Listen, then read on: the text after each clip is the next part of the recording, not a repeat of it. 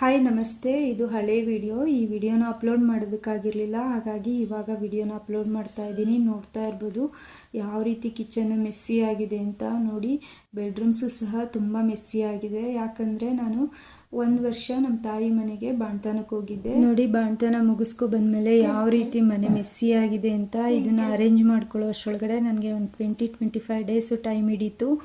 ಕಿಚನ್ನೆಲ್ಲ clean ಮಾಡಿ ಅದನ್ನು arrange ಮಾಡಿಕೊಂಡು, ಹಾಗೆಯೇ ಪಾಪು ಬಟ್ಟೆ ನಮ್ಮ ಬಟ್ಟೆನೆಲ್ಲ ಅರೇಂಜ್ ಮಾಡಿಕೊಂಡು ಫುಲ್ಲು ಮನೇನ ಅರೇಂಜ್ ಮಾಡ್ಕೊಳ್ಳೋ ಅಷ್ಟರೊಳಗಡೆ ಅಂತೂ ನನಗಂತೂ ಸಾಕಬೇಕಾಗೋಯ್ತು.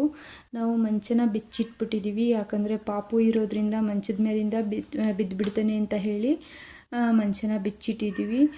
ಮನೆಯೆಲ್ಲ ಅರೇಂಜ್ ಮಾಡ್ಕೊಳ್ಳೋ ಅಷ್ಟರೊಳಗಡೆ ಒಂದು 25 ಡೇಸ್ ಆಯಿತು. ನಾನು ಯೂಶ್ವಲಿ ಮಾರ್ನಿಂಗ್ ಎದ್ದ ತಕ್ಷಣ ಮೆಂತ್ಯ ನೀರು ಕುಡಿತೀನಿ. ನಂತರ ಮಧ್ಯಾಹ್ನಕ್ಕೆ ಅಂತ ಹೇಳಿ ತರಣಿಕಾಳು ಬಸ್ಸಾರು ಮಾಡಿದ್ದೆ. ಈ ವಿಡಿಯೋ ನಿಮಗೆ ಇಷ್ಟವಾಗಿದ್ದರೆ ಲೈಕ್ ಮಾಡಿ, ಶೇರ್